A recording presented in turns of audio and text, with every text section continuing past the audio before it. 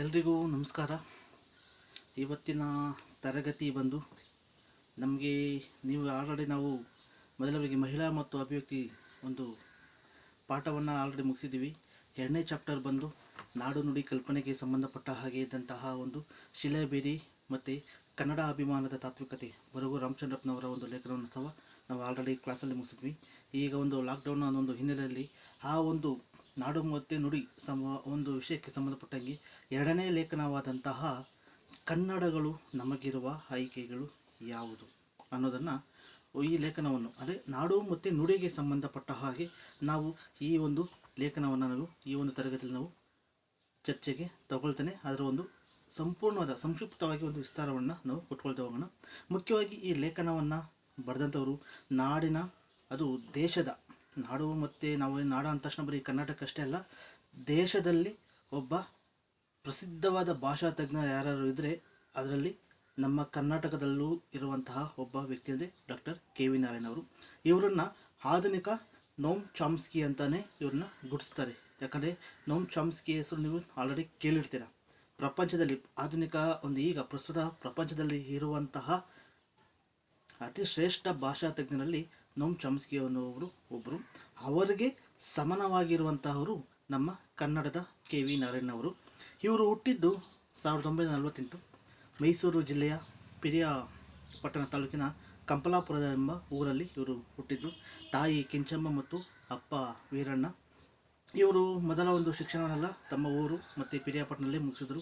ಆಮೇಲೆ ಮೈಸೂರಲ್ಲಿ PUC ಮುಗಿಸ್ಕೊಂಡು ಅಂದರೆ ಸೈನ್ಸ್ ತಗೊಂಡಿದ್ದರು. ಇವರಿಗೆ ಒಂದು ಇಂಜಿನಿಯರಿಂಗ್ಗೆ ಒಂದು ಸೀಟ್ ಸಿಗ್ತಾಯಿತ್ತು. ಆದರೆ ನನಗೆ ನಾನು ಇಂಜಿನಿಯರಿಂಗ್ ಆಗಬಾರ್ದು ಅಂತ ಹೇಳ್ಬಿಟ್ಟು ಅವರು ಮತ್ತೆ BSc ಅನ್ನು ಓದಿ ನಂತರ ಬೆಂಗಳೂರಿನ ಸೆಂಟ್ರಲ್ ಕಾಲೇಜು, ಹೀಗೆ ನಾವು ಸೆಂಟ್ರಲ್ ಯೂನಿವರ್ಸಿಟಿ ಅಂತ ಸಪ್ರೇಟ್ ಮಾಡ್ಕೊಂಡಿದ್ದೀವಿ, ಅದು ಬೆಂಗಳೂರು ಯೂನಿವರ್ಸಿಟಿಯಲ್ಲಿದ್ದಂಥ ಒಂದು ಸಂಸ್ಥೆ. ಅಲ್ಲಿ ಬಂದಿವರು MA ಆನರ್ಸ್, ಅದು ಸೈನ್ಸ್ ಓದಿರೋದು ಆದರೂ ಸಹ ಇವರು ಸಾಹಿತ್ಯವನ್ನು ಒಂದು MA ಕನ್ನಡವನ್ನು ಓದೋಕ್ಕೆ ಅವರು ಪ್ರಯತ್ನಪಟ್ಟು ಆ MA ಕನ್ನಡವನ್ನು ಓದಿ ಸಾಹಿತ್ಯದ ವಿದ್ಯಾರ್ಥಿ ಆಗ್ತಾರೆ. ಅದರ ಜೊತೆಗೆ ಅದೇ ಒಂದು ತರಗತಿಯಲ್ಲಿದ್ದಂತಹ ತಮ್ಮ ಒಡನಾಡಿ ಸ್ನೇಹಿತೆಯಾದಂಥ ಪ್ರೊಫೆಸರ್ HS ಶ್ರೀಮತಿ ಅವರನ್ನು ಸಹ ಪ್ರೀತಿಸಿ ಸ್ನೇಹಿತರ ಮುಂದಾಳತ್ವದಲ್ಲಿ ಅವರು ಕಾಲೇಜಿನಲ್ಲೇ ಮದುವೆಯೂ ಸಹ ಆಗ್ತಾರೆ. ಈಗ ಅವರು ಓದಿದ್ದು ಸೈನ್ಸ್ ಆದರೂ ಸಹ ಅವರು ತೆಗೆದುಕೊಂಡದ್ದು ವಿಷಯಗಳು ಮಾತ್ರ ಅದು ಒಂದು ರೀತಿ ಬೇರೆ ರೀತಿಯಲ್ಲಿ ಭಾಷೆಗೆ ಸಂಬಂಧಪಟ್ಟಾಗೆ ಯಾರೂ ಸಹ ಕೆಲಸ ಮಾಡಿದಂಥ ಸಮಯದಲ್ಲಿ ಎಲ್ಲವನ್ನೂ ಸಹ ಮಾಡೋಕ್ಕೆ ಪ್ರಯತ್ನ ಪಟ್ಟಂಥವರು ಕೆ.ವಿ. ನಾರಾಯಣ್ ಅಂತ ನಾವು ಹೇಳ್ಬೋದು. ಅದಲ್ಲದೆ ಇವರು ನಮ್ಮ ಹೆಸರಾಂತ ಕನ್ನಡ ನಾಡಿನ ಹೆಸರಾಂತಹ ಕವಿ, ರಾಷ್ಟ್ರಕವಿ GS ಶಿವರುದ್ರಪ್ಪನವರ ಒಂದು ಮಾರ್ಗದರ್ಶನದಲ್ಲಿ ಕರ್ನಾಟಕದಲ್ಲಿ ಭಾಷೆಗೆ ಸಂಬಂಧಪಟ್ಟಂಗೆ ಒಂದೊಂದು ಪರಂಪರೆ ಅಂತ ಒಂದು ಇತಿಹಾಸ ಇರುವಂಥ ಒಂದು ಕೃತಿಯಾದಂತಹ ಆನಂದವರ್ಧನನ ಧ್ವನ್ಯಾಲೋಕ, ಆ ಪುಸ್ತಕದ ಒಂದು ಟೈಟಲ್ ಇಟ್ಕೊಂಡೇ ಆನಂದವರ್ಧನ ಧ್ವನ್ಯಾಲೋಕ ಅನ್ನೋದೇ ಒಂದು ಇವರು PhD ಪದವಿಯನ್ನು ಸಹ GSS ಅವರ ಮಾರ್ಗದರ್ಶನದಲ್ಲಿ ಪಡ್ಕೊಳ್ತಾರೆ. ಅದಾದ ನಂತರ ಬೆಂಗಳೂರು ವಿಶ್ವವಿದ್ಯಾಲಯ ಕನ್ನಡ ಅಧ್ಯಯನ ಕೇಂದ್ರಕ್ಕೆ ಅವರು ಸಹ ಸಹಾಯಕ ಪ್ರಾಧ್ಯಾಪಕರಾಗಿ ಸೇರಿ ನಂತರ 1993ರಲ್ಲಿ ಆಗತಾನೆ ಹುಟ್ಟಿದಂತಹ ಭಾಷೆಗಾಗಿಯೇ ಇರುವಂತಹ ಪ್ರಪಂಚದಲ್ಲಿ ಭಾಷೆಗಾಗಿಯೇ ಇರುವಂತಹ ಒಂದು ವಿಶ್ವವಿದ್ಯಾಲಯ ಅಂದರೆ ಅದು ಕನ್ನಡ ವಿಶ್ವವಿದ್ಯಾಲಯ ಹಂಪಿ. ಆ ಒಂದು ಹಂಪಿ ವಿಶ್ವವಿದ್ಯಾಲಯದಲ್ಲಿ ಕುಲಸಚಿವರಾಗಿ ಸುಮಾರು 4-5 ಕುಲಪತಿಗಳ ಜೊತೆಗೆ ಕೆಲಸ ಮಾಡಿ ಆ ಕನ್ನಡ ವಿಶ್ವವಿದ್ಯಾಲಯವನ್ನು ಅತಿ ಹೆಚ್ಚಾಗಿ ಪ್ರಶಂಸೆಗೆ ತರುವಂಥ ಕೆಲಸಗಳು ಸಹ ಇವರು ಪ್ರಯತ್ನಪಟ್ಟು ನಮಗೆ ಗೊತ್ತಾಗ್ತಿದೆ. ಅದಲ್ಲದೆ ಇವರ ಕೃತಿಗಳು ನಮಗೆ ಹೆಚ್ಚು ಮಹತ್ವವನ್ನು, ಭಾಷೆಗೆ ಸಂಬಂಧಪಟ್ಟ ಹೆಚ್ಚು ಮಹತ್ವವನ್ನು ಕೊಡುವಂಥದ್ದು. ಅದರಲ್ಲಿ ಅವರು ಭಾಷೆಯ ಸುತ್ತಮುತ್ತ ಆಗಿರ್ಬೋದು, ತೊಂಡು ಮೇವು ಅನ್ನೋದು ಇವರ ಒಂದು ಸಂಪುಟಗಳೇ ಅಂತ ನಾವು ಕರಿತೀವಿ. 9 ಸಂಪುಟಗಳು ಇವತ್ತು ತೊಂಡು ಮೇವು ಆಗಿರ್ಬೋದು. ಹೀಗೆ ಭಾಷೆಗೆ ಸಂಬಂಧಪಟ್ಟ ಅನೇಕ ಕೃತಿಗಳನ್ನು ಸಹ ಇವರು ರಚನೆ ಮಾಡಿದ್ದಾರೆ. ಇವಿಷ್ಟು ಅವರ ಒಂದು ಸಂಕ್ಷಿಪ್ತವಾದೊಂದು ಪರಿಚಯ. ಅದಷ್ಟೇ ಅಲ್ಲದೆ ಇವರು ಸರಳ ಮತ್ತು ಸಜ್ಜನಿಕೆಯಾಗಿರುವಂಥ ಒಬ್ಬ ವ್ಯಕ್ತಿಯಾಗಿರುವಂಥದ್ದು. ಇವರು ನಿವೃತ್ತಿ ಆದರೂ ಸಹ ಕಳೆದ ಒಂದು ಕಾಂಗ್ರೆಸ್ ಸರ್ಕಾರದಿಂದ ಮೇಲೆ ಅವರು ನಿವೃತ್ತಿ ನಂತರವೂ ಸಹ ಅವ್ರನ್ನ ಕುವೆಂಪು ಭಾಷಾ ಪ್ರಾಧಿಕಾರಕ್ಕೆ ಅಧ್ಯಕ್ಷರನ್ನು ಕೊಟ್ಟು ಆ ಒಂದು ಸಂಸ್ಥೆಯನ್ನು ಒಂದು ರೀತಿ ಬೇರೆ ಬೇರೆ ರೀತಿಯಲ್ಲಿ ಆ ಒಂದು ಭಾಷಿಕವಾಗಿ ಅಂದರೆ ಇತರೆ ಭಾರತೀಯ ಭಾಷೆಗಳಲ್ಲಿರುವಂಥ ಒಂದು ಸಾಹಿತ್ಯವನ್ನು ಕನ್ನಡ ಭಾಷೆಗೆ ಅನುವಾದ ಮಾಡಿ ಆ ಪುಸ್ತಕಗಳನ್ನು ಹೊರತಂದಿರೋದು ಇವರ ಒಂದು ಪ್ರಶಂಸಾ ಒಂದು ಕಾರ್ಯ ಆಗಿರುತ್ತೆ. ಸುಮಾರು 300ಕ್ಕೂ ಹೆಚ್ಚು ಕೃತಿಗಳನ್ನು ಆ ಒಂದು ಕುವೆಂಪು ಭಾಷಾ ಭಾರತೀಯ ಒಂದು ಸಂಸ್ಥೆ ಅಧ್ಯಕ್ಷರಾದ ಸಮಯದಲ್ಲಿ ಇವರು ಹೊರತಂದಿರೋದು ನಮಗೆ ಗೊತ್ತಾಗುತ್ತೆ. ಅದು ಜಗತ್ತಿನ ಇತರೆ ಭಾಷೆಗಳಲ್ಲಿ ಇರುವಂಥ ಒಂದು ಸಾಹಿತ್ಯವನ್ನು ಕನ್ನಡದಲ್ಲೇ ಓದುವಷ್ಟು.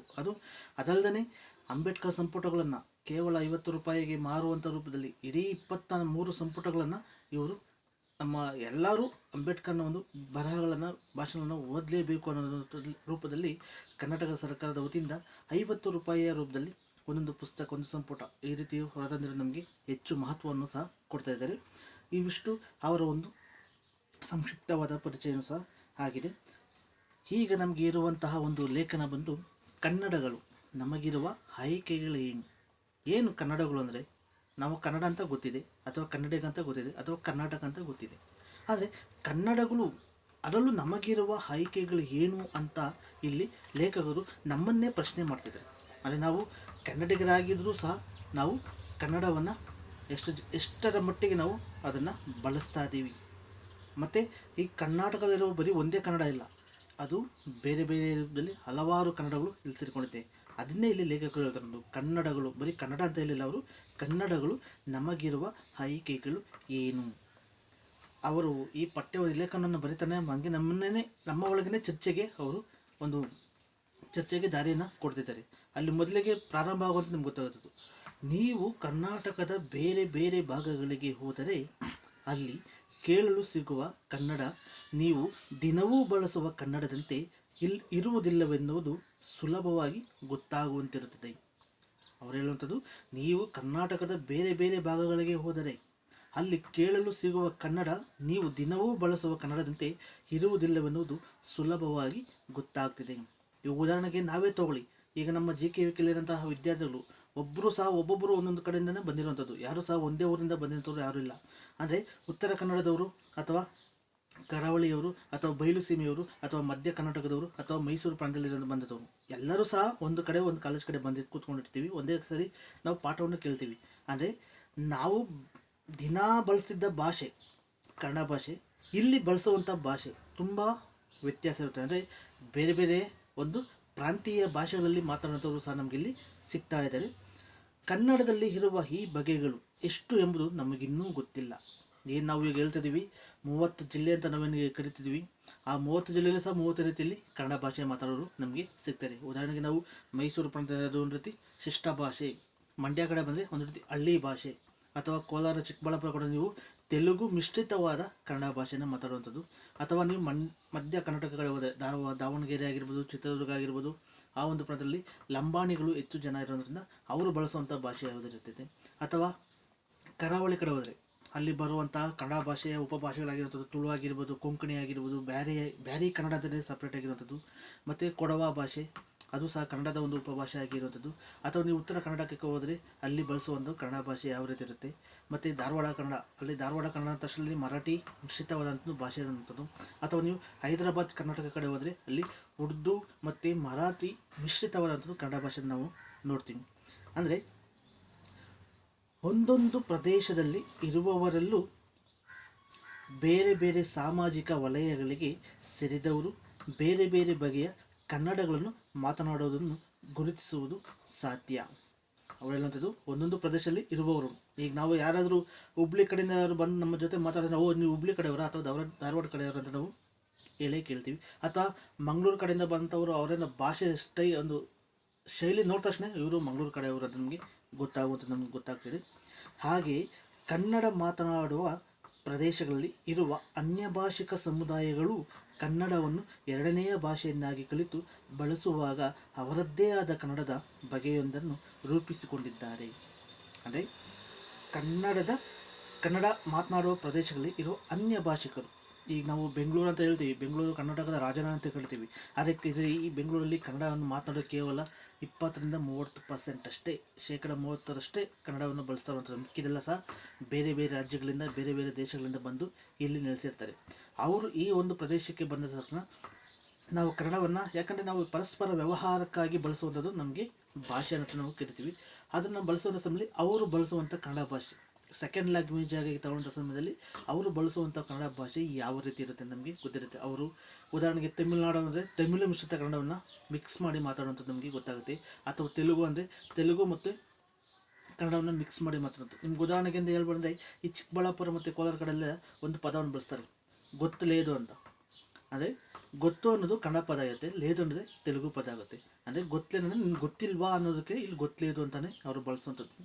ಈ ರೀತಿಯಾಗಿ ಅನೇಕ ಬೇರೆ ಬೇರೆ ಪದಗಳು ಸಹ ನಮಗೆ ಸಿಗುತ್ತೆ. ಅಥವಾ ಪೋತು, ಪೋತು ಅನ್ನೋದು ನಮಗೆ ನಾವಿಲ್ಲಿ ಮೇಕೆಗೆ ಪೋತು ಅಂತ ಕರಿತೀವಿ, ಅವರು ಮೇಕೆಗೆ ಪೋತು ಅಂದರು. ಆದರೆ ಇಲ್ಲಿ ಬಳಸುವಂಥದ್ದು ಅಂದರೆ ಪ್ರಾದೇಶಿಕವಾಗಿ ಬಳಸುವಂಥ ಭಾಷೆ ಇಷ್ಟರ ಮಟ್ಟಿಗೆ ತೆಲುಗು ಮಿಶ್ರಿತವಾಗಿ ಕನ್ನಡ ಪದದಲ್ಲಿ ಬೆರೆತ್ಕೊಂಡು ಹೋಗಿದೆ. ಉದಾಹರಣೆಗೆ ಪಾಲು ಅಂತ ನಾವೇನು ಕರಿತೀವಿ, ಹಳೆಗನ್ನಡದ ಒಂದು ಕನ್ನಡ ಪದವಾಗಿದ್ದು ಪಾಲು, ಈಗ ತೆಲುಗಿನಲ್ಲಿ ಪಾಲು ಅಂತಲೇ ಬಳಸುವಂಥದ್ದು. ಯಾವ ರೀತಿ ನಮ್ಗೆ ಗೊತ್ತಾಗುತ್ತೆ ಅಂದರೆ ಈ ಬಗೆಗಳು ಕೇಳಿದಾಗ ಅವರ ಮೊದಲ ಭಾಷೆ ಯಾವುದೆಂಬುದು ಗೊತ್ತಾಗುವಂತಿರ್ತದೆ.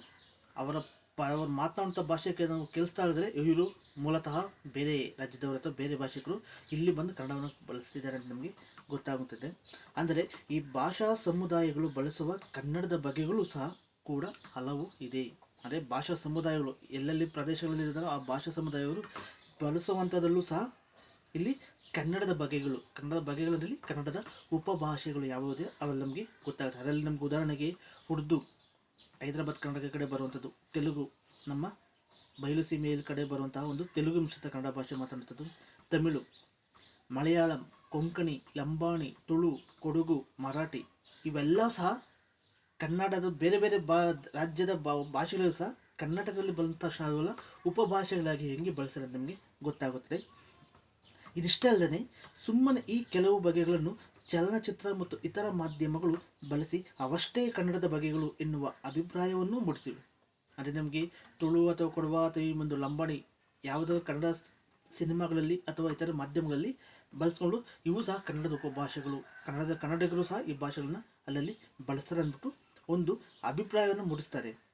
ಅಲ್ಲದೆ ಆಯಾ ಪ್ರದೇಶಗಳನ್ನು ಬಳಸುವವರು ಯಾರು ಎಂಬ ಬಗೆಗೂ ಹೊರಟಾದ ನಿಲುವುಗಳನ್ನು ಪ್ರಚುರಿಸುತ್ತದೆ. ಅಂದರೆ ಈ ಒಂದು ಭಾಷೆಗಳನ್ನು ಎಲ್ಲಿ ಬಳಸ್ತಿದ್ದಾರೆ, ಆ ಭಾಷೆ ಬಳಸುವಂಥ ಪ್ರದೇಶ ಯಾವುದು, ಆ ಪ್ರದೇಶ ಯಾವ ಕಡೆಯಿಂದ ಯಾವ ಗಡಿಯದಲ್ಲಿದೆ, ಮತ್ತು ಆ ಗಡಿ ರಾಜ್ಯಗಳಲ್ಲಿ ಇರುವಂಥ ಭಾಷೆಗಳನ್ನ ಇಲ್ಲಿ ನಮಗೆ ಒಂದು ರೀತಿ ಹೊರಟಾದ ನಿಲುವು ಬಳಸುವವರು ಯಾರು ಮತ್ತು ಆ ಬಗೆಗೂ ಹೊರಟಾದ ನಿಲುವನ್ನು ಇಲ್ಲಿ ಪ್ರಚುರಪಡಿಸ್ತಾರೆ. ಇವರೆಲ್ಲ ಆ ಕಡೆಯಿಂದ ಬಂದಂಥವ್ರು ಅಥವಾ ಇಲ್ಲಿದ್ದಾರೆ ಆ ಭಾಷೆನ ಕಲಿತಿದ್ದಾರೆ ಅಂತ ನಮಗೆ ಒಂದು ರೀತಿ ಒಂದು ಸಹಾಯಕವಾಗಿ ಅಥವಾ ಒಂದು ಹಿನ್ನೆಲೆಯಲ್ಲಿ ನಮಗೆ ಅದನ್ನು ಚರ್ಚೆಗೆ ಒಳಪಡಿಸ್ಬೋದು. ಅದು ಈಗ ನಮ್ಮ ಚರ್ಚೆಯ ವಿಷಯವಲ್ಲ. ಕನ್ನಡದ ಈ ಹಲವು ಬಗೆಗಳನ್ನು ಕುರಿತು ಈಗ ನಾವು ಯಾವ ನಿಲುವನ್ನು ತಳೆಯಬೇಕು ಎಂಬುದು ಒಂದು ಪ್ರಶ್ನೆಯಾಗಿದೆ. ಅಂದರೆ ಈಗ ನಮಗೆ ಯಾವ ಪ್ರದೇಶದಿಂದ ಇಲ್ಲಿ ಬಂದಿದ್ದಾರೆ ಅಂತ ಅದು ನಮಗೆ ಅದು ಪ್ರಶ್ನೆ ಅಲ್ಲ, ಅದು ಚರ್ಚೆ ಮಾಡ್ತದಲ್ಲ. ಆದರೆ ಈಗ ಇರುವಂಥ ಕನ್ನಡದಲ್ಲಿ ಇರುವಂಥ ಹಲವು ಬಗೆಗಳನ್ನು ಕುರಿತು ಈಗ ನಾವು ಯಾವ ನಿಲುವನ್ನು ತಳೆಯಬೇಕು ಅಂದರೆ ಇಲ್ಲಿ ನಾವೀಗ ಮೈಸೂರು ಕನ್ನಡವನ್ನು ನಾವು ಹೆಚ್ಚಾಗಿ ಬಳಸೋದ್ರಿಂದ ಇದು ಮೈಸೂರು ಕನ್ನಡನೇ ನಿಜವಾದ ಭಾಷೆ, ಅದು ಕನ್ನಡ ಭಾಷೆ, ಮಿಕ್ಕಿದೆಲ್ಲ ಸಹ ಆಡು ಭಾಷೆ ಉಪಭಾಷೆ ಅಂತ ಹೇಳ್ತೀವಲ್ಲ, ಅದನ್ನು ಬಿಟ್ಬಿಡ್ಬೇಕು, ಇದನ್ನು ಒಂದು ಮಾತನ್ನು ತಗೋಬೇಕಾ ಅನ್ನೋದೇ ಇಲ್ಲಿ ಲೇಖಕರ ಒಂದು ಪ್ರಶ್ನೆ. ಈಗ ನಾವು ಯಾವುದನ್ನು ತಗೋಬೇಕು, ಯಾವುದು ನಿಜವಾದ ಕನ್ನಡದ ಭಾಷೆ ಅಂತ ನಾವೇ ಇಲ್ಲಿ ಚರ್ಚೆಗೆ ತಗೋಬೇಕಾಗುತ್ತೆ ಎಂಬುದು ಒಂದು ಪ್ರಶ್ನೆಯೂ ಸಹ ಆಗಿದೆ. ಆ ಪ್ರಶ್ನೆಗೆ ನಾವು ಕೂಲಂಕುಷವಾಗಿ ಉತ್ತರವನ್ನು ಹುಡ್ಕೊಳ್ತಾ ಹೋಗಬೇಕಾಗುತ್ತೆ. ನಮ್ಮ ಶಿಕ್ಷಣ ಕ್ರಮ ನಮ್ಮಲ್ಲಿ ಒಂದು ನಿಲುವನ್ನು ಗಾಢವಾಗಿ ರೂಢಿಸಿದೆ. ನಮ್ಮ ಶಿಕ್ಷಣ ಕ್ರಮ ಅಂದರೆ ಈಗೇನು ಸ್ವತಂತ್ರ ಭಾರತ ನಂತರ ಏನು ಶಿಕ್ಷಣ ಒಂದು ನೀತಿ ಜಾರಿ, ಸಾರ್ವಜನಿಕ ಶಿಕ್ಷಣ ನೀತಿ ಜಾರಿ ಬಂದ ಸಂದರ್ಭದಲ್ಲಿ ಯಾವ ರೀತಿಯ ಶಿಕ್ಷಣ ಕ್ರಮಗಳು ನಮಗೆ ತಂದುಕೊಟ್ಟಿದೆ. ಉದಾಹರಣೆಗೆ ತ್ರಿಭಾಷಾ ಸೂತ್ರದಲ್ಲಿ ನಾವು ಶಿಕ್ಷಣ ಕಲಿಸ್ಕೊಡ್ಬೇಕು ಅಥವಾ ಮಾತೃಭಾಷೆಯಲ್ಲಿ ನಾವು ಶಿಕ್ಷಣ ಕಲಿಸ್ಬೇಕು ಅಂತ ಬಂದು ಈಗೇನು ನಾವು ಇಂಗ್ಲೀಷ್ ಮೀಡಿಯಮಲ್ಲಿ ಶಿಕ್ಷಣ ಕಲಿದ್ರೆ ತುಂಬ ನಾವು ಶ್ರೇಷ್ಠರಾಗ್ತೀವಿ ಅಂತ ಒಂದು ಏನು ತಪ್ಪು ಕಲ್ಪನೆ ಬಳಸ್ಕೊಂಡಿದ್ದೀರ, ಅಂಥದ್ರಲ್ಲಿ ಈ ಶಿಕ್ಷಣ ಕ್ರಮದಲ್ಲೇ ಈ ಒಂದು ನಿಲುವು ನಮಗೆ ಗಾಢವಾಗಿ ನಮಗೆ ರೂಢಿಸ್ಕೊಂಡಿದ್ದೆ. ಯಾವುದು ನಾವು ನಿಜವಾದ ಭಾಷೆನ ಬಳಸ್ಕೋಬೇಕು, ಅದು ಭಾಷೆ ಅಂದ ತಕ್ಷಣ ಬರೀ ಭಾಷೆ ಬಳಸೋದಂತಲ್ಲ, ಅದು ಭಾಷಾ ಮಾಧ್ಯಮವಾಗಿ ನಾವು ಹೆಂಗೆ ಯಾವುದನ್ನು ಬಳಸ್ಕೋಬೇಕು ಅನ್ನೋದೇ ನಮಗೆ ಇಲ್ಲಿ ಪ್ರಶ್ನೆಯಾಗಿ ಇರುವಂಥದ್ದು. ಅದರಂತೆ ಕನ್ನಡಕ್ಕೆ ಒಂದು ಪ್ರಮಾಣ ರೂಪವಿದೆ, ಕನ್ನಡ ಭಾಷೆಗೆ ಒಂದು ಪ್ರಮಾಣವಾದ ರೂಪವಿದೆ. ಅದನ್ನು ಬಿಟ್ಟು ಉಳಿದೆಲ್ಲ ಕನ್ನಡ ಪ್ರಭೇದಗಳು ಆಯಾ ಪ್ರದೇಶದ ಆಡು ಮಾತಾಗಿ ಮಾತ್ರ ಇರಲು ಯೋಗ್ಯವಾಗಿವೆ. ಇಲ್ಲಿ ಅವರು ಹೇಳುತ್ತದೆ ಅಂದರೆ ಕನ್ನಡಕ್ಕೆ ಒಂದು ಪ್ರಮಾಣವಾದ ಭಾಷೆ ಅನ್ನೋದಿದೆ, ಅದು ಮೈಸೂರು ಕನ್ನಡ. ಮಿಕ್ಕ ಎಲ್ಲ ಒಂದು ಉಳಿದೆಲ್ಲ ಕನ್ನಡದ ಪ್ರಭೇದಗಳು ಅಂದರೆ ಕನ್ನಡದ ಉಪಭಾಷೆಗಳು ಅಥವಾ ಕನ್ನಡವನ್ನು ಬಳಸುವ ಪ್ರಾದೇಶಿಕವಾದ ಭಾಷೆಗಳು ಆಯಾ ಪ್ರದೇಶದ ಆಡು ಮಾತಾಗಿ ಮಾತ್ರ ಇರಲು ಯೋಗ್ಯವಾಗಿವೆ. ಅದರಲ್ಲಿ ನಮ್ಮಲ್ಲೇ ನಮ್ಮ ಭಾಷಿಕರಲ್ಲೇ ಇಲ್ಲಿ ಮೇಲು ಕೀಳು ಅನ್ನೋ ಒಂದು ಪರಿಕಲ್ಪನೆ ಈ ಶಿಕ್ಷಣ ಕ್ರಮ ತಂದುಬಿಡ್ತು. ಅಂದರೆ ಮೈಸೂರು ಕನ್ನಡ ಭಾಷೆಯಲ್ಲಿ ನಾವು ಟೆಕ್ಸ್ಟ್ ಬುಕ್ಕನ್ನು ಓದಿದ್ರೆ ಮಾತ್ರ ನಾವು ಕನ್ನಡಿಗರು, ಮಿಕ್ಕ ಆಡು ಭಾಷೆಯಲ್ಲಿ ಅಥವಾ ಉತ್ತರ ಕನ್ನಡ ಭಾಷೆಯಲ್ಲಿ ಅಥವಾ ಕರಾವಳಿ ಕನ್ನಡದಲ್ಲಿ ಇರುವಂಥ ಭಾಷೆಯಲ್ಲಿ ಟೆಕ್ಸ್ಟ್ ಬುಕ್ ಏನಿದ್ರೆ ಅದು ಕನ್ನಡಿಗರ ಭಾಷೆ ಅಲ್ಲ ಅಂತ ಇಲ್ಲಿ ಈ ಶಿಕ್ಷಣ ಕ್ರಮದಲ್ಲೇ ನಮ್ಮನ್ನು ಒಂದು ರೀತಿ ಮೇಲು ಕೀಳನ್ನೋ ಒಂದು ಪರಿಕಲ್ಪನೆ ತಂದಿರುವಂಥದ್ದು. ಈ ನಿಲುವನ್ನು ನೆಲೆಗೊಳಿಸಲೆಂದೇ ಏಕೀಕರಣದ ಅನಂತರ ಸ್ವತಂತ್ರ ಭಾರತದಲ್ಲಿ ಅದರಿಂದ ಮೊದಲಿಗೆ ಕರ್ನಾಟಕ ಏಕೀಕರಣ 1956 ನವೆಂಬರ್ 1ರಲ್ಲಿ ಆಯಿತು. ಆ ನಂತರ ಇಡೀ ಕರ್ನಾಟಕಕ್ಕೆ ಶಾಲಾ ಪಠ್ಯ ಪುಸ್ತಕಗಳಲ್ಲಿ ಬಳಸುವ ಕನ್ನಡದ ರೂಪ ಒಂದೇ ಬಗೆಯಲ್ಲಿರಬೇಕೆಂಬ ನೀತಿಯನ್ನು ಜಾರಿಗೆ ತರಲಾಯಿತು. ಅಂದರೆ ಇಡೀ ಕರ್ನಾಟಕದಲ್ಲಿ, ಅದು ಹೈದರಾಬಾದ್ ಕರ್ನಾಟಕ, ಮುಂಬೈ ಕರ್ನಾಟಕ, ಮಡ್ರಾಸ್ ಕರ್ನಾಟಕ, ಈ ರೀತಿ ಕೊಡವ, ಕಾಸರಗೋಡು ಅಂತ ಕೇರಳದಿಂದ ಬಂದಂಥದ್ದು ಕೆಲವು ಪ್ರದೇಶಗಳು, ಇವೆಲ್ಲವನ್ನು ಒಟ್ಟುಗೂಡಿಸಿ ನಾವು ಕರ್ನಾಟಕ ಏಕೀಕರಣ ಮಾಡ್ತೀವಿ. ಆದರೆ ಆ ಏಕೀಕರಣ ಒಗ್ಗಟ್ಟಾಗಿರ್ಬೇಕನ್ನೋಕ್ಕೊಂದು ಕಾರಣಕ್ಕೋಸ್ಕರ ನಾವು ಏನು ಮಾಡಿಕೊಂಡ್ರಿ, ಕನ್ನಡದ ರೂಪ ಒಂದೇ, ಅಂದರೆ ಕನ್ನಡ ಭಾಷೆ ಒಂದೇ ಬಗೆಯಲ್ಲಿರಬೇಕಂತ ಒಂದು ನೀತಿಯನ್ನು ಜಾರಿಗೆ ತಂದು, ಅದು ಭಾಷಿಕವಾಗಿ ತಂದಿದ್ರೆ ಓಕೆ, ಆದರೆ ಅಲ್ಲಿ ಕನ್ನಡಿಗರೆಲ್ಲ ತಮ್ಮ ತಮ್ಮ ಭೇದ ಭಾವಗಳನ್ನು ಮರೆತು ಒಂದಾಗಬೇಕೆಂಬ ಆಶಯವು ಈ ಏಕರೂಪಿ ಪಠ್ಯ ಪುಸ್ತಕಗಳ ರಚನೆಗೆ ದಾರಿ ಮಾಡಿಕೊಟ್ಟಿತ್ತು. ಅಂದರೆ ಎಲ್ಲರೂ ಸಹ ಒಂದು ಎಲ್ಲ ರೀತಿಯಲ್ಲಿ ಭೇದ ಭಾವಗಳನ್ನು ಮರೆತು ಒಂದಾಗಬೇಕೆಂಬ ಒಂದು ಹಿನ್ನೆಲೆಯಲ್ಲಿ ಈ ಪಠ್ಯಪುಸ್ತಕಗಳನ್ನು ಜಾರಿಗೆ ತಂದರು. ಆದರೆ ಈಗೇನಾಗಿದೆ, ಈ ತಂದಿದ್ದನ್ನೇ ನಾವು ಮಾತ್ರ ಓದ್ಕೋ, ಕನ್ನಡ ಮೈಸೂರು ಕನ್ನಡ ಭಾಗದವರು ಮಾತ್ರ ನಾವು ಶ್ರೇಷ್ಠವಾಗಿ ಎಲ್ಲ ಒಂದು ಸಾಹಿತ್ಯವನ್ನು ಓದ್ಕೊಂಡಿದ್ದೀವಿ, ನಿಮಗೇನು ಗೊತ್ತಿಲ್ಲ ಅನ್ನೋರ ಮಟ್ಟಿಗೆ ಇಲ್ಲಿ ಭಾಷಿಕವಾಗಿ ಒಂದು ಮೇಲು ಸ್ಥಾನ ಅಥವಾ ಕೆಳ ಸ್ಥಾನವಾಗಿ ಈ ಜನರನ್ನು ನಾವು ಹಿಂದೆ ನೋಡ್ತಾ ಇದ್ದೀವಿ. ಅಂದರೆ ಇವಾಗ ನೋಡಿ, ಉತ್ತರ ಕರ್ನಾಟಕದವರು ಅಂದರೆ ಅವ್ರಿಗೇನು ಗೊತ್ತಿಲ್ಲ, ಅವರೆಲ್ಲ ಅಲ್ಲಿ ಗೂಗಲ್ ಅಂತ ನಾವು ಮಾತಾಡ್ಕೊಳ್ತೀವಿ, ನಾವು ಮಾತ್ರ ಸ್ಟ್ಯಾಂಡರ್ಡ್ ಆಗಿದ್ದೀವಿ. ಮೈಸೂರು ಪ್ರಾಂತ್ಯದವರು, ದಕ್ಷಿಣ ಕನ್ನಡದವರು ತುಂಬ ಸ್ಟ್ಯಾಂಡರ್ಡ್ ಆಗಿರುವಂಥ ಒಂದು ಹೇಳ್ಕೊಳ್ಳುವಂಥರ ಮಟ್ಟಿಗೆ, ಅಂದರೆ ಅತಿ ಹೆಚ್ಚು ಕಂಪನಿಗಳಿರೋದ್ರಿಂದ ಒಂದು ದಕ್ಷಿಣ ಕರ್ನಾಟಕದಲ್ಲಿರೋದ್ರಿಂದ ನಾವು ತುಂಬ ಚೆನ್ನಾಗಿ ಓದ್ಕೊಳ್ತೀವಿ, ನಮಗೆ ತುಂಬ ಚೆನ್ನಾಗಿ ಭಾಷೆ ಗೊತ್ತಿಂತ ಅವರೇ ನಮ್ಮನ್ನು ಹೀಗೆಲ್ಲ ಮಾಡುವಂಥದ್ದು ನಮಗೆ ಗೊತ್ತಾಗ್ತದೆ. ಶಿಕ್ಷಣ ಕ್ರಮದಲ್ಲಿ ನೆಲೆಗೊಂಡ ಈ ಮಾದರಿ ಸಮೂಹ ಮಾಧ್ಯಮಗಳಲ್ಲಿ ಮತ್ತು ಆಡಳಿತದಲ್ಲೂ ಅನುಸರಣೆಗೊಳಗಿತ್ತು. ಈ ಶಿಕ್ಷಣ ಕ್ರಮದಲ್ಲಿ ಮಾತ್ರ ಅದು ಇದ್ದಿದ್ರೆ ಓಕೆ, ಚೆನ್ನಾಗಿತ್ತು. ಆದರೆ ಅದೇನು ಬರ್ತಾ ಸಮೂಹ ಮಾಧ್ಯಮಗಳಲ್ಲಿ ಮತ್ತು ಆಡಳಿತದಲ್ಲೂ ಸಹ ಒಂದು ಅನುಸರಣೆ ಆಗ್ತಾ ಉಂಟು. ಈಗ ನೋಡಿ, ಸಮೂಹ ಮಾಧ್ಯಮಗಳಲ್ಲಿ ನಮಗೆ ಟೆಲಿವಿಷನ್ ಅಥವಾ ಪತ್ರಿಕೆಗಳು, ನ್ಯೂಸ್ ಅಂತ ನಾವೇನು ಹೇಳ್ತೀವಿ. ನೀವೀಗಲೂ ಸಹ ನೋಡಿ, ಯಾವುದೇ ಸಿನಿಮಾಗಳಲ್ಲಿ ಒಂದು ಶಿಷ್ಟವಾದ ಭಾಷೆ ಮಾಡೋ ನಾಯಕನ ಸ್ಥಾನವನ್ನು ಕೊಡ್ತೀವಿ. ಈ ಕಾಮಿಡಿಯ ರೂಪದಲ್ಲಿ ಬರುವಂಥವ್ರು, ಅವರು ಹಳ್ಳಿಯ ಸೊಗಡು ಭಾಷೆ ಮಾತಾಡಿದ್ರೆ ಅವರು ಕಾಮಿಡಿಯನ್ಗೆ ಕೊಡ್ತೀವಿ, ಕಾಮಿಡಿಯನ್ನ ಒಂದು ರೀತಿಯಲ್ಲಿ ಇದು ಮಾಡ್ತೀವಿ. ಅದೇ ತುಂಬ ಸ್ಟ್ಯಾಂಡರ್ಡಾಗಿ ಮಾತಾಡೋದು ಮಾತ್ರ ನಾಯಕ, ಅವನು ತುಂಬ ಚೆನ್ನಾಗಿರುವಂಥದ್ದು. ಅಥವಾ ಕಾಮಿಡಿಯನ್ಗೆ ಮಾತ್ರ ನಾವು ಬೇರೆ ಭಾಷಿಕರಾಗಿ, ಹಳ್ಳಿ ಭಾಷಿಕರಾಗಿ, ಆಡು ಭಾಷಿಕರಾಗಿ ಮಾಡಿಸುವಂಥದ್ದು ನಮಗೆ ಗೊತ್ತಾಗುವಂಥದ್ದು. ಅದು ಈಗ ಅದನ್ನು ನಾವು ನೋಡಿರ್ಬೋದು, ತರ್ಲೆ ಅಂತ ಒಂದು ನಗೆ ಹನಿ ಅಂತ ಇರುವಂಥದ್ದು, ಅಥವಾ ಉತ್ತರ ಕನ್ನಡದ ಒಂದು ಜೋಕರ್ಸ್ ಅಂತ ಕರೆಯುವಂಥದ್ದು, ಎಷ್ಟರ ಮಟ್ಟಿಗೆ ಇದು ಭಾಷಿಕವಾಗಿ ಬಂದಂಥದ್ದು ಈಗ ಜನಾಂಗಿಕವಾಗಿ, ಪ್ರಾದೇಶಿಕವಾಗಿ ಬೇರ್ಪಡ್ತಿದೆ ಅಂತ ನಮಗೆ ಗೊತ್ತಾಗುತ್ತೆ. ಇದು ಇಲ್ಲಿ ನಿಜವಾದ ಕನ್ನಡಗಳು ಯಾವುದು, ನಾವು ಯಾವುದನ್ನು ಆಯ್ಕೆ ಮಾಡ್ಕೋಬೇಕಂತ ಇಲ್ಲಿ ಲೇಖಕರು ಚರ್ಚೆ ಮಾಡ್ತಾರಂಥದ್ದು. ಹಲವು ದಶಕಗಳ ಹಿಂದೆ ಜನಸಂಪರ್ಕದ ಪ್ರಮಾಣ ಕಡಿಮೆ ಇತ್ತು. ಹಲವು ದಶಕಗಳ ಹಿಂದೆ 1970-80ರ ದಶಕ ಅಲ್ಲಿ ಜನಸಂಪರ್ಕದ ಪ್ರಮಾಣ ಕಡಿಮೆ ಇತ್ತು. ಯಾಕಂದರೆ ಯಾರು ಸಹ ಆಗಿನ ಒಂದು ಸಂದರ್ಭದಲ್ಲಿ ಈಗ ಓಡಾಡುವಂಥ ವೆಹಿಕಲ್ಸು ಇರಲಿಲ್ಲ, ವಾಹನಗಳು ಇರಲಿಲ್ಲ, ಮತ್ತು ದೂರವಾಣಿ ಸಂಪರ್ಕವೂ ಸಹ ಇಲ್ಲ, ಟಿವಿ ಸಹ ಇರಲಿಲ್ಲ. ಎಲ್ಲರೂ ಸಹ ಆಗಿನ ಕಾಲದಲ್ಲ ನಾವೇನು ಆಕಾಶವಾಣಿ ರೇಡಿಯೋ ಅಂಥವನ್ನು ಹೆಚ್ಚಾಗಿ ಬಳಸ್ಕೊಳ್ತಿದ್ರು. ಸಮೂಹ ಮಾಧ್ಯಮಗಳಿಗೆ, ಅದರಲ್ಲೂ ಲಿಖಿತ ಭಾಷಾ ರೂಪಕ್ಕೆ ತೆರೆದುಕೊಂಡದ್ದು ಜನರ ಸಂಖ್ಯೆ ತುಂಬ ಕಡಿಮೆ. ಆ ಒಂದು ಸಮಯದಲ್ಲಿ ಯಾರು ಸಹ ಶಿಕ್ಷಣ ಪಡ್ಕೊಳ್ಳೋದು ಅತಿ ಕಡಿಮೆ ಜನಸಂಖ್ಯೆ. ಶಿಕ್ಷಣದ ವ್ಯಾಪ್ತಿಗೆ ಬರುತ್ತಿದ್ದವರು ಸಮಾಜದ ಕೆಲವು ವರ್ಗಕ್ಕೆ ಮಾತ್ರ ಸೇರಿದವರಾಗಿದ್ದರು. ಅಂದರೆ ಯಾರು ಹಿಂದಿನ ಕಾಲದಲ್ಲಿ ಇರ್ತಿಲ್ಲ, ಪಟೇಲರು, ಶಾನುಭೋಗರು, ಅವಂಥ ಒಂದು ಕುಟುಂಬಗಳು, ಗೌಡರು ಮತ್ತು ಶ್ರೀಮಂತ ವರ್ಗದವರು, ಅವರು ಮಾತ್ರನೇ ಈ ಶಿಕ್ಷಣಕ್ಕೆ ಹೆಚ್ಚು ಮೊದಲ ಬಾರಿಗೆ ಜಾಯಿನ್ ಆಗ್ತದಂಥದ್ದು. ಹೀಗಾಗಿ ಪ್ರಮಾಣ ಭಾಷೆ ಎನ್ನುವುದು ಈ ಸಂಪರ್ಕ ಜಾಲಕ್ಕೆ ಸೇರ್ಪಡೆಯಾದವರ ಭಾಷೆಯಾಗಿ ರೂಪುಗೊಳ್ಳುತ್ತಿತ್ತು. ಅಂದರೆ ಅವ್ರು ಮಾತನಾಡ್ತಿದ್ರು, ಅವರು ಒಂದು ರೀತಿ ಪ್ರಮಾಣಬದ್ಧ ಭಾಷೆಯಾಗಿ ಮಾತನಾಡೋದು. ನೀವೆಲ್ಲ ನೋಡಿರ್ಬೋದು, ಈಗಲೂ ಸಹ ನಿಮ್ಮ ಮನೆಗಳಲ್ಲಿ ಹಳೆಯ ಕರಪತ್ರಗಳು ಅಥವಾ ಜಮೀನು ಪತ್ರಗಳನ್ನು ನೋಡಿರ್ಬೋದು. ನೀವು 1910ರಿಂದ 50ರ ದಶಕದಲ್ಲಿ ಅಥವಾ ಅದಕ್ಕಿಂತ ಇದ್ದಂತೆ ಯಾವುದಾದ್ರು ನಿಮ್ಮ ತಾತ ಮುತ್ತಾತರವರು ಪತ್ರಗಳು ಇದ್ದಂಥ ಸಮಯದಲ್ಲಿ ಅಲ್ಲಿ ಬಳಸುವಂಥ ಭಾಷೆ ನೋಡಿ, ಅಲ್ಲಿ ಬರೆಯುವಂಥದ್ದು ಮೋಡಿ ಲಿಪಿಯ ಭಾಷೆಯಾಗಿರುತ್ತದೆ. ಅದನ್ನು ಓದ್ತಿದ್ದಂಥ ಯಾರಿದ್ರೆ ಈಗಿನ ನಮ್ಮ ತಾತರ ಮುತ್ತಾತರ ಕಾಲದಲ್ಲಿ ಅಂತ ಪಟೇಲರು, ಶಾನುಭೋಗರು. ಈಗೆಲ್ಲ ಸ್ವಲ್ಪ ಜನ್ರೇಷನ್ ಚೇಂಜ್ ಆಯಿತು, ಎಲ್ಲ ಸಹ ಈಗೆಲ್ಲ ಪತ್ರ ವ್ಯವಹಾರ ಸಿಸ್ಟಮ್ ಆಗಿ ಕಂಪ್ಯೂಟರಲ್ಲೇ ಬಂದಿರೋದು ನಮ್ಗೆ ಗೊತ್ತಾಗುತ್ತೆ. ಆದರೆ ಹಿಂದಿನ ಕಾಲದಲ್ಲಿ ಎಲ್ಲ ಒಂದು ರೀತಿ ಮೋಡಿ ಲಿಪಿಯ ರೂಪದಲ್ಲಿ ಪತ್ರ ವ್ಯವಹಾರ ಮಾಡ್ತಿದ್ದು ನಮಗೆ ಗೊತ್ತಾಗ್ತದೆ. ಅಂದರೆ ಒಂದು ಕಡೆ ಸ್ಟಾರ್ಟ್ ಮಾಡಿದ್ರೆ ಕೊನೆಗೆ ಹೋಗಿ ಫುಲ್ ಸ್ಟಾಪ್ ಮಾಡ್ತಿದ್ರು. ಅಲ್ಲಿ ಎಲ್ಲವನ್ನು ಸಹ ಮೋಡಿ ಲಿಪಿ ರೂಪದಲ್ಲಿ ಪಡ್ಕೊಳ್ತಾ ನಮಗೆ ಗೊತ್ತಾಗ್ತಿತ್ತು. ಅವರಿಗೆ ಅದು ತಮ್ಮ ಚಹರೆಯನ್ನು ಕಾಯ್ದುಕೊಳ್ಳುವ ಕನ್ನಡದ ಬಗೆಯಾಗಿ ತೋರಿದ್ದರೆ ಅಚ್ಚರಿ ಏನಿಲ್ಲ. ಅಂದರೆ ನಾವು ಬಳಸಿದ ಭಾಷೆ ಮಾತ್ರ ಕನ್ನಡ ಭಾಷೆ ನಮ್ಮದು ಅಂತ ಅವರು ತಮ್ಮ ಚಹರೆಯನ್ನು ಕಾಯ್ದುಕೊಳ್ಳುವ ಕನ್ನಡದ ಬಗೆಯಾಗಿ, ಅಂದರೆ ನಾವು ಬಳಸಿದ ಮಾತ್ರ ಪರ್ಫೆಕ್ಟಾಗಿ ಕನ್ನಡವನ್ನು ಬಳಸ್ತಾ ಇದ್ದೀವಿ, ನಾವೇ ಕನ್ನಡದ ಒಂದು ಪಂಡಿತರಾಗಿದ್ದೀವಿ ಅಂತ ಅವ್ರಿಗೆ ತೋರಿಸ್ಕೊಳ್ತಿದ್ರು ಸಹ ಅವ್ರಿಗೆ ಗೊತ್ತಾಗ್ತಿಲ್ಲ. ಆದರೆ ಅವ್ರಿಗೆ ನಾವು ಕನ್ನಡ ನಾವು ಚೆನ್ನಾಗಿ ಓದ್ಕೊಂಡಿದ್ದೀವಿ ಅಂತ ಅವ್ರಿಗೆ ನಾವು ಅಚ್ಚರಿ ಪಡಬೇಕಾಗಿರಲಿಲ್ಲ, ಅವರು ಸಹ ಅಚ್ಚರಿ ಪಡ್ಕೋಬೇಕಾಗ್ತಾ ಇರಲಿಲ್ಲ.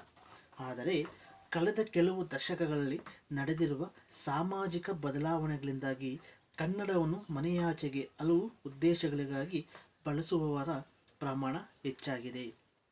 ಅಂದರೆ 1970ರ ದಶಕದ ನಂತರ ಈ ಅಸ್ಪೃಶ್ಯರು ಅಂತ ಏನು ಕರಿತೀವಿ ಅಥವಾ ಹಿಂದುಳಿದ ವರ್ಗದವರು ಅಂತ ಕರಿತೀವಿ, ಅವರು ಸಹ ಶಿಕ್ಷಣವನ್ನು ಪಡೆಯೋಕ್ಕೆ ಹೆಚ್ಚು ಮಹತ್ವವನ್ನು ಕೊಟ್ಟರು. ಆಗಿನ ನಮಗೆ ಗೊತ್ತೊಂದು ರಾಷ್ಟ್ರೀಯ ಶಿಕ್ಷಣ ನೀತಿ ಜಾರಿ ಬಂದ 1986 ಅನಿಸುತ್ತೆ. ಆ ಒಂದು ಸಂದರ್ಭದಲ್ಲಿ ಎಲ್ಲರಿಗೂ ಸಹ ಶಿಕ್ಷಣ ಕೊಡುವಂಥದ್ದು ನಮಗೆ ಸಿಕ್ತು. ಆ ಸಮಯದಲ್ಲಿ ಮನೆಯ ಆಚೆಗೆ ಕನ್ನಡವನ್ನು ಬರೀ ಮನೆ ಒಳಗಡೆ ಮಾತಾಡೋದಂಥವ್ರು ಈಗ ಮನೆಯ ಆಚೆಗೆ ಹಲವು ಉದ್ದೇಶಗಳಿಗಾಗಿ ಕನ್ನಡವನ್ನು ಬಳಸುವವರ ಒಂದು ಪ್ರಮಾಣ ಹೆಚ್ಚಾಯಿತು. ಲಿಖಿತ ಸಮೂಹ ಮಾಧ್ಯಮಗಳ ವ್ಯಾಪ್ತಿಗೆ ಒಳಗಾದವರು ಹೆಚ್ಚಾದರು.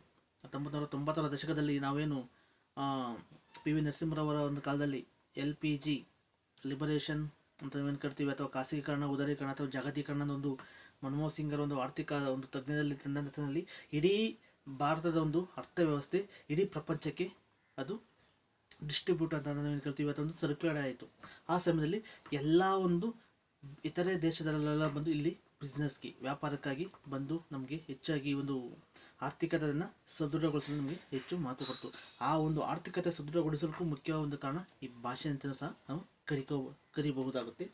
ಅಂದರೆ ಲಿಖಿತ ಸಮೂಹ ಮಾಧ್ಯಮಗಳ ವ್ಯಾಪ್ತಿಗೆ ಒಳಗಾದವರು ಹೆಚ್ಚಾದರು. ಅಂದರೆ ಲಿಖಿತ ಸಮೂಹ ಅಂದರೆ ಪತ್ರ ವ್ಯವಹಾರ ಅಥವಾ ನಾವು ಪತ್ರಿಕೋದ್ಯಮ ಅಂತ ಕರಿತೀವಿ, ಅಥವಾ ಸಮೂಹ ಮಾಧ್ಯಮಗಳಲ್ಲೂ ಸಹ ಈ ಕನ್ನಡವನ್ನು ಬಳಸುವಂಥವರು ತುಂಬ ಜನ ಹೆಚ್ಚಾದರು.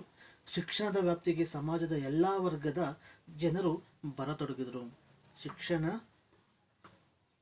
ವ್ಯಾಪ್ತಿಗೆ ಸಮಾಜದ ಎಲ್ಲ ವರ್ಗದವರು.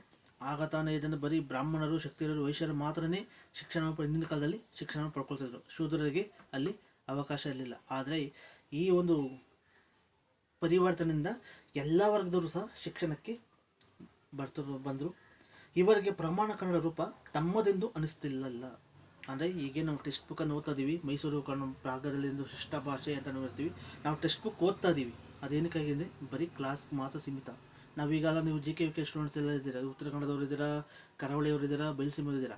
ನೀವು ಕ್ಲಾಸ್ಗೆ ಬಂದ ತಕ್ಷಣ ಮಾತ್ರ ನೀವು ಟೆಕ್ಸ್ಟ್ ಬುಕ್ಕನ್ನು ಓದ್ತೀರಾ. ಕ್ಲಾಸ್ ಮುಗಿದ ತಕ್ಷಣ ಟೆಕ್ಸ್ಟ್ ಬುಕ್ ಮುಚ್ಚಿದ ಮೇಲೆ ನಿಮ್ಮ ಸ್ನೇಹಿತರ ಜೊತೆ ನಿಮ್ಮ ಆಡು ಭಾಷೆಯಲ್ಲೇ ಮಾತಾಡ್ತಿರೋ ಹೊರತು ಮೈಸೂರು ಪ್ರಾಂತ್ಯದಲ್ಲಿ ಅಂಥ ಒಂದು ಭಾಷೆಯನ್ನು ಅಥವಾ ಒಂದು ಟೆಕ್ಸ್ಟ್ ಬುಕ್ಕಲ್ಲಿ ಓದೋಂಥ ಭಾಷೆನ ನೀವು ಯಾವತ್ತಿನವರೆಗೂ ಮಾತಾಡೋಕ್ಕೆ ಹೋಗೋದೇ ಇಲ್ಲ. ಅಂದರೆ ನಮ್ಮತನ ಅನ್ನೋದು ಅಲ್ಲಿ ನಿಮ್ಮಲ್ಲಿ ಇರುತ್ತೆ. ಆದರೆ ಇವರು ಅಷ್ಟೇ ಈ ಪುಸ್ತಕವನ್ನು ಓದೋಕ್ಕೋಸ್ಕರ ಮಾತ್ರನೇ ಅವರು ಅದನ್ನು ಬಳಸ್ತಿದ್ರು. ಆಮೇಲೆ ಅದು ನಮ್ಮದಲ್ಲ, ತಮ್ಮದಲ್ಲ ಅಂತ ಅವ್ರಿಗೆ ಗೊತ್ತಾಗ್ತಿತ್ತು. ಅದು ಬೇರೆಯಾಗಿ ತೋರುತ್ತದೆ. ಈ ಮಾತು ಕೇವಲ ಊಹೆ ಅಲ್ಲ. ಶಿಕ್ಷಿತರಾದವರು ಕನ್ನಡವನ್ನು ಸರಿಯಾಗಿ ಮಾತನಾಡಲಾರರು. ಶಿಕ್ಷಕರಾದರೂ ಸಹ ಕನ್ನಡವನ್ನು ಸರಿಯಾಗಿ ಮಾತನಾಡಲ್ಲ. ಯಾಕಂದರೆ ಅವರು ಬೇರೆ ಬೇರೆ ಪ್ರಾಂತ್ಯದಿಂದ ಬಂದಿರ್ತಾರೆ. ಅವರು ಎಲ್ಲ ಶಿಕ್ಷಣ ಪಡೆದುಕೊಂಡ್ರು ಸಹ ಅವರ ಭಾಷೆಯಲ್ಲೇ ಹೆಚ್ಚಾಗಿ ಶಿಕ್ಷಣ ಮಾಡೋದು ಅವ್ರಿಗೆ ತುಂಬ ಈಸಿ ಇತ್ತು. ಅದಕ್ಕೋಸ್ಕರನೇ ಮಾತೃಭಾಷೆಯಲ್ಲಿ ಶಿಕ್ಷಣವನ್ನು ಕಲಿಸ್ಬೇಕು. ಅವ್ರಿಗೆ ಯಾವ ಭಾಷೆ ತುಂಬ ಈಸಿಯಾಗಿ ಅವರು ಕಲಿತಾರೋ ಆ ಭಾಷೆಯಲ್ಲೇ ಶಿಕ್ಷಣವನ್ನು ಕೊಡ್ತಾರೆ. ಅವರು ಇನ್ನೂ ಹೆಚ್ಚಾಗಿ ತುಂಬ ಚೆನ್ನಾಗಿ ಒಂದು ಶಿಕ್ಷಣವನ್ನು ಪಡ್ಕೊಳ್ತಾರೆ ಅಂತ ನಮಗೆ ಲೇಖಕರು ಹೇಳುವಂಥದ್ದು. ಓದಿ ಬರೆಯಲಾರರು ಎಂಬ ಆರೋಪ ಎಲ್ಲ ಕಡೆ ಕೇಳಿಬರುತ್ತೆ.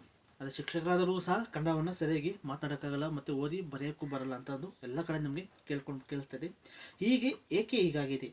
ಕನ್ನಡವೇ ಮೊದಲ ಭಾಷೆಯಾಗಿರುವವರು ಶಿಕ್ಷಣ ಪಡೆದರೂ ಕನ್ನಡವನ್ನು ಸಾಮಾಜಿಕ ಸಂದರ್ಭಗಳಲ್ಲಿ ಬಳಸುವಲ್ಲಿ ಸೋಲುತ್ತಿದ್ದಾರೆಂಬ ಪರಿಸ್ಥಿತಿ ಉಂಟಾಗಲು ಕಾರಣಗಳೇನು? ಅಂದರೆ ಕನ್ನಡವೇ ಮೊದಲ ಭಾಷೆಯಾಗಿ ಶಿಕ್ಷಣ ಪಡೆದರೂ ಸಹ ಅವರು ಶಿಕ್ಷಣವನ್ನು ವೃತ್ತಿ ಆರಂಭಿಸೋದ್ರಲ್ಲಿ ಕನ್ನಡ ಭಾಷೆಯನ್ನು ಅತಿ ಹೆಚ್ಚು ಬಳಸದೇ ಇಲ್ಲ. ಬರೀ ಒಂದು ಕನ್ನಡ ಮತ್ತು ಇಂಗ್ಲೀಷ್ ಪದಗಳನ್ನು ಬಳಸಿ ಮಾತನಾಡುವಂಥದ್ದು ನಮಗೆ ಗೊತ್ತಾಗುತ್ತದೆ. ಕನ್ನಡವನ್ನು ಸಾಮಾಜಿಕ ಬಳಸಲು ಸೋಲುತ್ತಿದ್ದಾರೆ. ಸಾಮಾಜಿಕ ಸಂದರ್ಭಗಳಲ್ಲಿ ಬಳಸುವಲ್ಲಿ ಇವರು ಸೋಲುತ್ತಿದ್ದಾರೆ. ಯಾಕೆ ಕಾರಣ? ಅದು ಒಂದು ಶಿಕ್ಷಣ ಕ್ರಮದೇ ಒಂದು ಸಮಸ್ಯೆಯಾಗಿರುತ್ತೆ. ಯಾವುದೋ ಒಂದು ಪ್ರಾಂತ್ಯದ ಭಾಷೆನ ಕೊಟ್ಬಿಟ್ಟು ನೀವು ಇದನ್ನಲ್ಲೇ ಹೋದರೆ ನೀವು ತುಂಬ ಓದ್ಕೊಂಡು ಪಾಸ್ ಆಗ್ತೀರಾ, ಇಲ್ಲದ್ರೆ ನೀವು ಫೇಲ್ ಆಗ್ತೀರ ಅಂತ ಹೇಳ್ಕೊಂಡಿರ್ತಾರೆ. ಆ ಮಕ್ಕಳು ಏನು ಮಾಡ್ತಾರೆ, ಅದನ್ನೇ ಓದ್ಕೊಂಡು ಹೇಳ್ತಾರೆ. ಆದರೆ ಇಲ್ಲಿ ಬಳಸುವಂಥ ತಮ್ಮ ಮನೆಯಲ್ಲಿ ಬಳಸುವಂಥ ಆಡು ಭಾಷೆಯಲ್ಲಿರುವಂಥ ಪದಗಳ ಅರ್ಥ, ಆ ಒಂದು ಪಠ್ಯಪುಸ್ತಕದಲ್ಲಿ ಬಳಸುವಂಥ ಪದಗಳ ಅರ್ಥ ತುಂಬ ವ್ಯತ್ಯಾಸ ಇರುತ್ತೆ. ಅಂಥ ಸಮಯದಲ್ಲಿ ಮಕ್ಕಳು ಯಾವುದನ್ನು ಕಲಿಬೇಕು ಅನ್ನೋ ಒಂದು ಗೊಂದಲದಲ್ಲೇ ಅವರು ಅನೇಕ ರೀತಿಯಲ್ಲಿ ಈ ಒಂದು ಭಾಷೆಯನ್ನು ಬಳಸಲು ಸೋಲ್ತಿರೋದು ನಮಗೆ ಗೊತ್ತಾಗ್ತದೆ. ಅದು ವಿದ್ಯಾರ್ಥಿಗಳೆಲ್ಲ ಶಿಕ್ಷಕರ ಸಮಸ್ಯೆ ಸಹ ಆಗಿರೋದು ನಮಗೆ ಗೊತ್ತಾಗುತ್ತೆ. ಈ ಮಾತು ಬರಹ ರೂಪಕ್ಕೆ ಅನ್ವಯಿಸುತ್ತದೆ. ಬರಹ ರೂಪದಲ್ಲೂ ಸಹ ಈ ಮಾತು ಅನ್ವಯಿಸುತ್ತೆ. ಇಲ್ಲಿಯೂ ಕಲಿತವರು ಕನ್ನಡವನ್ನು ಸರಿಯಾಗಿ ಬರೆಯುತ್ತಿಲ್ಲವೆನ್ನುವುದು ಸಾಮಾನ್ಯವಾಗಿ ಕೇಳಿಬರುತ್ತಿರುವ ಗುಣಗಾಟ. ಅಂದರೆ ಬರಹದಲ್ಲಿ ಕಲಿತರೂ ಸಹ ಕನ್ನಡವನ್ನು ಸರಿಯಾಗಿ ಬಳಸ್ತಾ ಇಲ್ಲ, ಬರೆಯುತ್ತಿಲ್ಲವೆನ್ನುವುದು ನಮಗೆ ಸಾಮಾನ್ಯವಾಗಿ ಕೇಳಿಬರ್ತದೆ ಒಂದು ಗುಣಗಾಟ. ಅಲ್ಲಿ ಸರಿಯಾಗಿ ಮಾತನಾಡ್ತಿಲ್ಲ, ಸರಿಯಾಗಿ ಬರೆಯುತ್ತಾ ಇಲ್ಲ. ಹಾಗಾದರೆ ಕಲಿತ ಕನ್ನಡಿಗರೆಲ್ಲ ದಡ್ಡರೇನು? ಇಲ್ಲಿ ಲೇಖಕರೇ ಪ್ರಶ್ನೆ ಮಾಡ್ತಿರೋದು. ಅಂದರೆ ನಾವು ಇಷ್ಟು ವರ್ಷ ನೀವೆಲ್ಲ 10 ವರ್ಷ 11 ವರ್ಷ 12 ವರ್ಷ ನೀವು PUC ವರೆಗೂ ನೀವು ಕನ್ನಡ ಕಲ್ತಿದ್ದೀರಾ. ಆದರೆ ಕನ್ನಡ ಕಲ್ತಿದ್ರು ಸಹ ಕನ್ನಡ ಪದವನ್ನು ಬರೆಯೋಕ್ಕೆ ನಿಮ್ಮ ಕೈಯಲ್ಲಿ ಆಗಲಿಲ್ಲ ಅಂದರೆ ನೀವು ಇಷ್ಟು ವರ್ಷ ನೀವು ಕನ್ನಡ ಕಲ್ತಿರೋದು ಏನು ಸುಳ್ಳಾಗಿ ಕಲ್ತಿದ್ದೀರಾ ಅಥವಾ ಸುಮ್ಮನೆ ಬೇಕಾಬಿಟ್ಟು ಕಲ್ತಿದ್ದೀರಾ ಅಥವಾ ನೀವು ಕನ್ನಡಿಗರೇ ಅಲ್ವಾ? ಆ ರೀತಿ ನಾವೇ ಪ್ರಶ್ನೆ ಹಾಕೊಬೇಕು. ಅಂದರೆ ಇಷ್ಟು ವರ್ಷ ನಾವು 10 ವರ್ಷ 12 ವರ್ಷ ಕನ್ನಡ ಕಲ್ತಿದ್ರು ಸಹ ನಾವು ಕನ್ನಡಿಗರು ಕನ್ನಡ ಪದವನ್ನು ಸರಿಯಾಗಿ ಬಳಸಿಲ್ವಲ್ಲ, ಹಾಗಾದ್ರೆ ನಾವೆಲ್ಲ ದಡ್ರ ಅಂತ ಇಲ್ಲಿ ಲೇಖಕರು ನಮಗೇನೆ ಪ್ರಶ್ನೆಯನ್ನು ಹಾಕ್ತಿರೋಂಥದ್ದು.